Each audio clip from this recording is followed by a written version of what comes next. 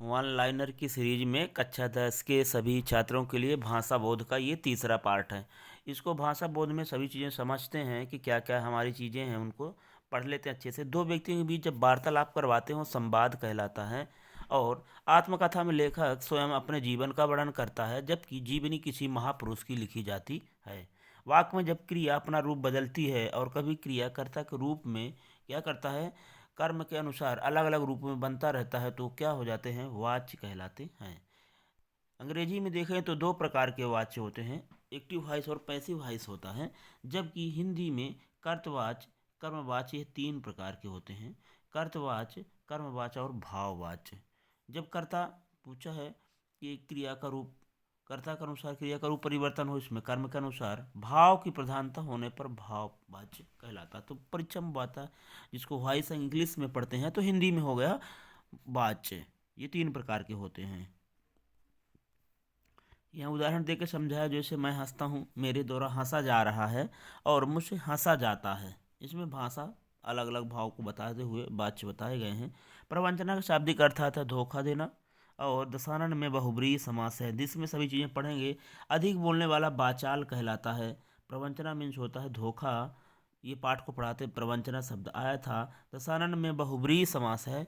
अधिक बोलने वाला क्या होता है, वाचाल होता है। नाच न जाने आंगन टेढ़ा, ये लोकोक्ति है। समास 6 प्रकार के होते हैं। सब चला जाए, सब चला जाए में यहाँ भाव बता रहा है, सब कुछ के बारे में बात कर रहा है। वो अंतर हमने अंतर की सीरीज में सभी पढ़े हैं। नाटक में अनेक कथाएं होती हैं, अलग से नाटक के वीडियो बना हुआ है, उसमें आप आसानी से देख सकते हो। 9 2 11 होना, क्या होना, भाग जाना। आँख का तारा सबसे प्यारा प्रतिदिन समास में दिनम दिनम हो जाएगा। अव्ययी भाव, राजपुत्र राजा का पुत्र, ये तत्पुरुष समास हो जाएगा। देखिए संधि और समास में अंतर ये बहुत सरल है, कक्षा 9 से पढ़ते हुए आ रहे हैं, तो इनको सीरीज में आगे बढ़ेंगे। और क्रिया विशेषण का जरूर याद रखेंगे। विशेषण में कितने शब्द हैं, कितने शब्द हैं, 4। तो 4 प्रकार के क्रिया की विशेषता का बनाने वाले शब्दों को क्रिया विशेषण कहते हैं। कालवाचक, स्थान, रीति और परिमाणवाचक। क्रिया के बोध होने का काल होता है। काल जैसे अभी, कल, परसों, इस प्रकार के आपने क्रिया पढ़े हैं।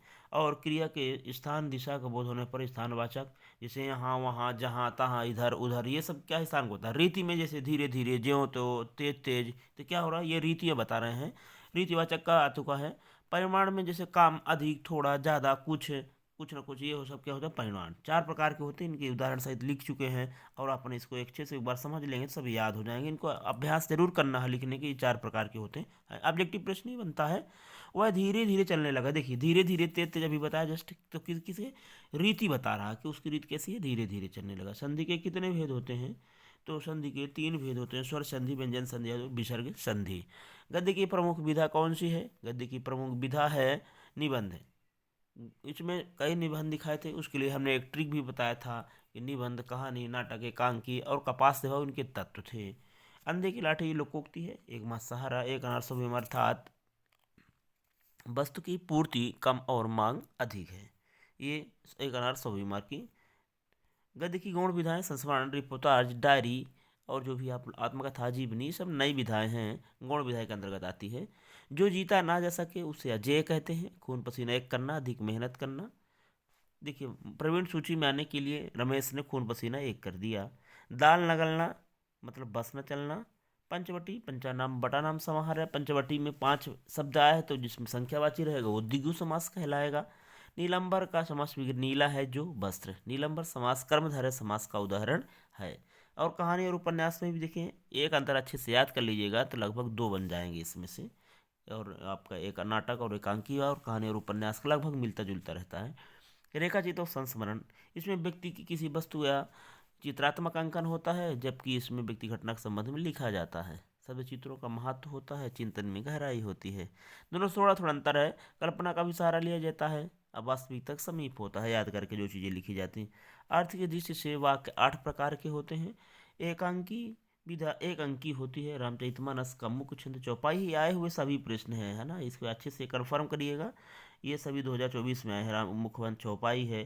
संस्मरण विधा में कल्पना तत्व की प्रधानता नहीं होती है। कहानी के 6 तत्व होते हैं, इनको याद करने का वही तरीका था जो अब बताया गया था आपको, कपास दे भाव। गद्य की मुख्य विधाएं निबंध, कहानी, इसके लिए मैंने निकहा, नाऊ आए, तो वही वाली कहानी है। गौण विधा में ये सभी चीज़ें लिख देंगे। गुलाब राय के अनुसार अभी प्रश्न पूछ चुका था, निबंध उस गद्य रचना को कहते हैं जिसमें एक सीमित आकार के भीतर किसी विषय का वर्णन प्रतिपादन एक विशेष निजीपन स्वच्छता के बीच में करता है। अब निबंध की परिभाषा बहुत सरल है रामचंद्र शुक्ल की। यदि निबंध यदि गद्य कवियों और लेखकों की कसौटी है तो निबंध गद्य की कसौटी है। ये परिभाषा होता है। निबंध चार प्रकार के होते हैं। नाटक एकांकी मंत्र बहुत सरल है। हिंदी का प्रथम उपन्यास परीक्षा गुरु को माना गया है। एक बार ये प्रश्न आ चुका है, 2024 में ये आया था। परीक्षा गुरु को माना गया है। भाषा भावों विचारों का अभिव्यक्ति का माध्यम क्या होती है? भाषा होती है। भाषा के द्वारा विचारों का आदान प्रदान करते हैं। भाषा हमें लघु इकाई वर्ण है, ध्वनि चिन्हों को वर्ण कहते हैं। और संधि को देखते हैं। संधि दो वर्णों के मेल से जो विकार उत्पन्न होता है उसे संधि कहते हैं। संधि तीन प्रकार की होती है। बहुत सरल सरल संधियाँ आती हैं। इसमें पूछता है जैसे शिवालय, शिव धनालय, दीर्घ स्वर संधि, विद्या धनालय, ये सरल सरल ही आ जाते हैं। इनको संधि विच्छेद करने के लिए आता है, इनको गलत नहीं करना है, पूरे अंक प्राप्त होते हैं। कपि धनी इस बराबर कपि इस सभी में तीनों में क्या है आपका बड़ा हो जाता है। दीर्घ हो जाना मतलब बड़ा हो जाता है। शिव धनारा शिवालय, विद्या धनारा विद्यालय, छोटा या बड़ा मिल करके बड़ा हो जाते हैं। इसके अकैसा वर्ण दीर्घ है, ये संधि इसका है कि मतलब बड़ा हो जाना, दीर्घ हो जाना, दीर्घ का नाम ही है। भानुधन उदय, इसमें छोटा ऊ मिल के बड़ा ऊ हो जाता है, भानु उदय। और विद्याधनार्थी विद्यार्थी, महाधन ऋषि महर्षि आकार हो जाता है। इस प्रकार गुण संधि स्टार्ट होता है। महाधन महेंद्र, सर्वोदय, परमेश्वर, जितेंद्रिय और सदा और गुण संधि का ही उदाहरण है। आई मिलकर ए हो जाते हैं, जिससे महेंद्र महाधन इंद्र बराबर सर्वोदय, सर्वधन आउ मिलकर ओ हो गया, परम धन आई मिलकर ए हो गया। तो ये गुण संधि का उदाहरण है। सदा धन एव सदैव, ये लिख जो कहते हैं उतार के रख देता है उसको। प्रतिधन एक प्रत्येक, यह एण संधि का उदाहरण है। अतिधन आचार्य, यह भी एण संधि का है। जहाँ पास शब्द काटे रहेंगे ध्यान रखिएगा आधे आधे, तो एण संधि के ही उदाहरण हैं। विच्छेद करना आपको आना चाहिए। ने धन आय आय आ रहेगा, उसमें आयादि संधि रहेगा। जैसे ने धन अन नयन, और नय धनक नायक, न धन इक नाविक, और न धन नायक।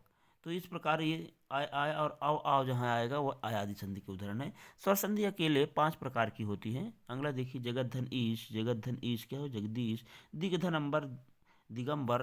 अगला शब्द तीसरे अक्षर में चला जाता है, तो ये व्यंजन संधि है। और इसमें हलंत लगाना बहुत जरूरी है, दिक में नहीं लगा हुआ है। और वाक धन ईश, वागी, सत धन जन सज्जन, इन्हीं में इसको एक उदाहरण आ जाता है। तो एक बार अच्छे से देख लीजिएगा। विसर्ग संधि, निधन, पहला पद विसर्ग रहेगा, इसके बाद स्वर या व्यंजन आए कुछ भी आए तो विसर्ग संधि कहलाएगा। निधन पाप, निपाप। मनोधन योग, मनोयोग। निधन सार, निसार, इन्हीं में से कोई आएगा। मनोयोग बहुत बार परीक्षा में आता है। मनोधन योग, मनोयोग। समास देखते हैं। समास का मूल अर्थ होता है संक्षेप में करना, दो या दो से अधिक पदों के योग को समास कहते हैं। समास छह प्रकार के होते हैं, इसको याद करने के समय अब तक दद याद किए थे। द्वंद्व समास में दोनों पद प्रधान होंगे। द्वंद्व समास को पता है, माता पिता दिन रात भाई बहन है ना, और का लोप होता है, योजक चिन्ह का उपयोग होता है। जैसे गलत सलत, मुंदु मुस्लिम, माता पिता भाई बहन, राजा रानी दिन रात, है ना। तो इसमें भी द्वंद्व समास होगा। द्विगु में संख्यावाची रहेगा। त्रिफला, सप्तऋषि, नवग्रह, पंचतन, चौराहा और पंचवटी सप्त, तो संख्या रहेगा सिर्फ दशानन को छोड़कर। दशानन में बहुब्रीहि समास हो जाता है, अर्थात रावण निकलता। कर्मधारय में जिस बंदे में विशेषण और उपमेय में दूसरा विशेष, विशेषण विशेष का क्या होगा संबंध बताया जाता है। जैसे महान है जो मानव, सुलोचना सुंदर लोचन है जिसके, महात्मा महान है जो आत्मा, नील गगन, पीताम्बर, घनश्याम, नीलांबर। तो ये सब क्या है, एक उपमेय का उपमान में बताया जा रहा है। और इस प्रकार इनका क्या बता रहे हैं, विशेषण और विशेष का संबंध बता रहे हैं। याद रखिए, कर्मधारय में बहुब्रीहि में अन्य पद प्रधान होता है, वरना इसमें से कोई पद नहीं होता। क्योंकि दशानन, दशयानन जिसके, चतुर्भुज और भुजाओं वाला, चक्रपाणी, लंबोदर, नीलकंठ, गजानन, चतुरानन, तो ये बहुब्रीहि है। समास के अव्ययी भाव जिसमें प्रथम पद अव्यय होता है और प्रथम पद ही प्रधान होता है।